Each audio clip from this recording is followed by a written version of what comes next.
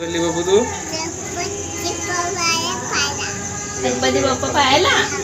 आमच्या अकोल्यामध्ये छान छान असे गणपती बसले असतात. आज आम्ही निघालो आहेत गणपती बाप्पा बघण्यासाठी. सर्वात आधी आम्हाला महाकाली रेस्टॉरंट लागलं. तिथं सर्वात पहिला गणपती आम्ही बघितला. छान त्यांनी डेकोरेशन केलेलं होतं आणि सर्वात जास्त तर गणपतीचा साज वगैरे खूप छान होता. मला तर तोच जास्त आवडला. आम्ही साज वगैरे बघितला. त्यानंतर गणपती बाप्पाचं दर्शन घेऊन आम्ही निघालो. समोर तेच TVS शोरूम आहे. त्या शोरूमचा गणपती असतो तो गणपतीही खूप छान होता. तो गणपती बघितला. तिथून समोरून आलोत तर तिथेही एक छान असं गणपती होता. छान असे गरुडावर विराजमान असे गणपती बाप्पा होते. त्यांना नमस्कार वगैरे केला आणि त्यानंतर मग थोडंसं पुढे आलो. तिथं आल्यावर तिथं रिद्धी मंडळांचा गणपती होता.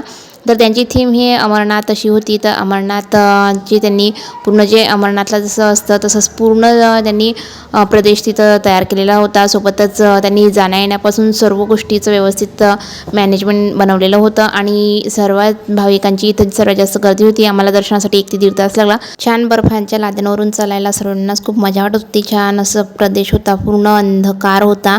टेकड्या बनवलेल्या होत्या त्यांनी मोठ्या मोठ्या आणि त्यावरून चालायचं. खाली पूर्ण लाद्या होत्या बर्फाच्या. त्यावरती त्यांनी पोते वगैरे टाकलेले होते. पण तरीही बर्फ म्हटलं म्हणजे थंड तर लागणार. सर्वांना खूपच त्याचं आकर्षण होतं. सर्वजण खूप आशेने तिथे येत होते आणि दर्शन घेत होते. आम्ही त्यांचं दर्शन घेतलं सर्वात आधी. त्यानंतर घेतलं मग गणपती बाप्पाचं दर्शन झालं. नंतर प्रसाद वगैरे घेतला आणि तिथून आम्ही निघालो समोर. तर रोडवरच एक गणपती होता. तिथं अन्न हे पूर्ण ब्रह्म हे त्याची थीम होती. तर पूर्ण प्रकारे आपल्या अन्नाला कसं महत्त्व दिलं पाहिजे काय वगैरे सर्व त्यांनी एक्सप्लेन केलेलं होतं.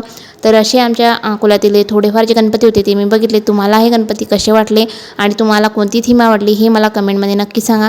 चला तर मग पुन्हा भेटते. बाय.